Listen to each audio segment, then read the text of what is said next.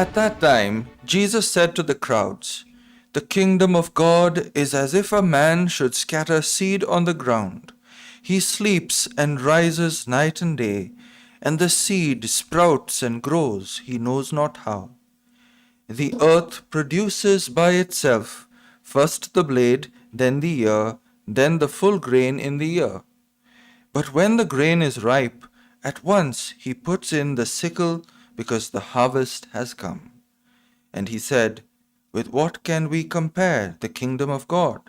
Or what parable shall we use for it? It is like a grain of mustard seed, which when sown on the ground is the smallest of all the seeds on the earth. Yet when it is sown, it grows up and becomes larger than all the garden plants, and puts out large branches, so that the birds of the air can make nests in its shade." With many such parables, he spoke the word to them as they were able to hear it. He did not speak to them without a parable, but privately to his own disciples he explained everything. The Gospel of the Lord. Dear brothers and sisters in Jesus Christ, the readings of today and the life of the saint present beautiful contrasts and lessons for our life. Jesus tells us in the Gospel of today that the kingdom of God spreads in an unexpected way, in a silent way, just like the seeds that sprout from the ground, the blades that gradually bloom and suddenly appear to us. And not only that, they provide shade for others, the plants or the trees that grow up from the seeds. St. Thomas Aquinas' life was something that bloomed very quickly and unexpectedly.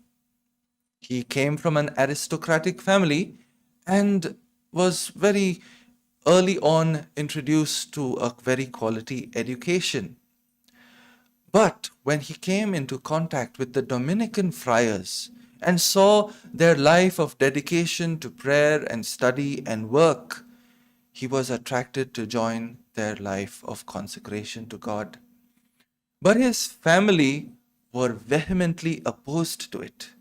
In fact, so many things were done to prevent him from going. First of all, his mother was very much protective of him and wanted by all means that he should stay. So she wept, she did all kinds of things. She shouted at him and tried to convince him that he was wasting his life.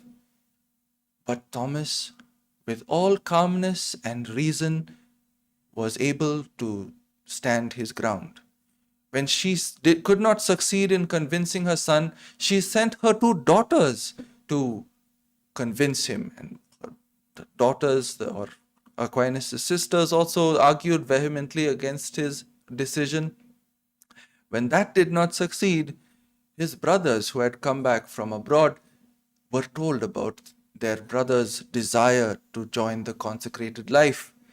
That's when they tore his habit from him and beat him up and tried all kinds of things to stop him.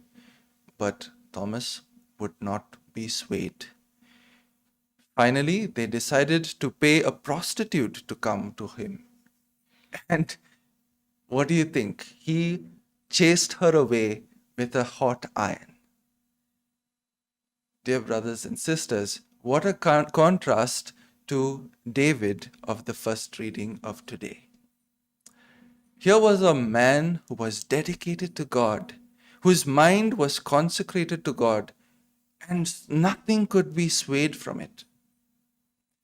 Whereas David, in a time of idleness, when the kings are supposed to be defending their borders, David, in a moment of idleness, gives in to the temptation of lust. And not only that, he tries to cover it up by all kinds of schemes. He employs his mind in order to conspire to kill the very husband of Uriah, whom he had wrongfully taken to himself as a king. Dear brothers and sisters, you've heard the saying, the idle mind is the devil's workshop. Whereas St. Thomas Aquinas teaches us that the mind consecrated to God is the most powerful thing for the kingdom of God.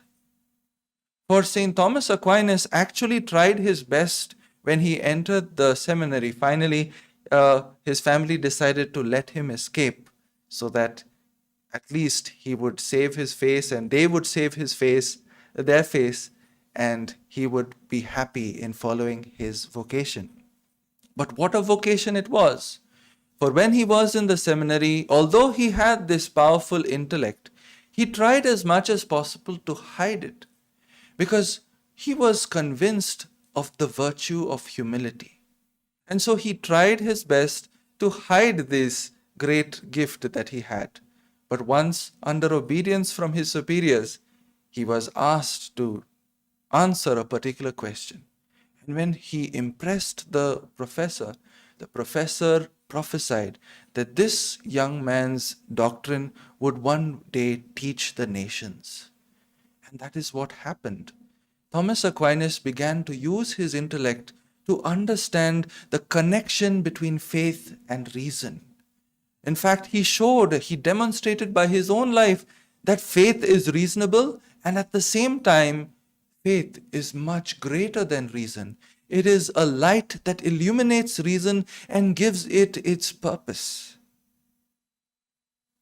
But St. Thomas Aquinas teaches us this connection between faith and reason in a very practical way. I would like to mention a few things of his mystical experiences. It is said that once he had this mystical experience where Christ spoke to him and said, "Thomas, you have written well about me." But many, many years down the line, around 1 year before he died, St. Thomas Aquinas just stopped writing without explanation.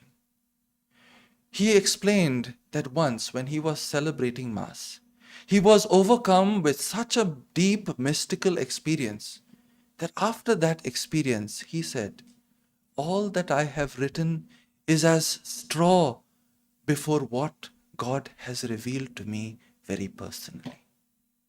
And so he shows us that what he wrote was his intellect trying to understand the faith.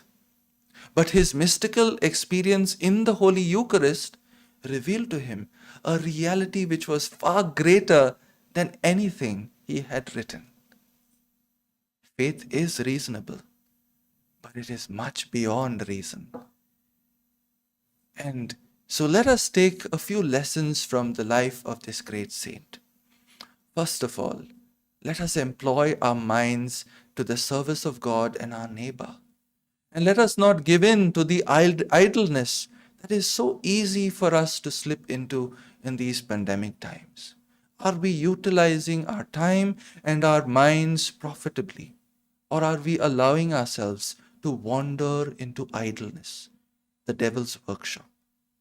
The second lesson that we could learn from him is to seek God above all things, to make the Eucharist the center of our lives, and to make it a mystical experience of God Himself.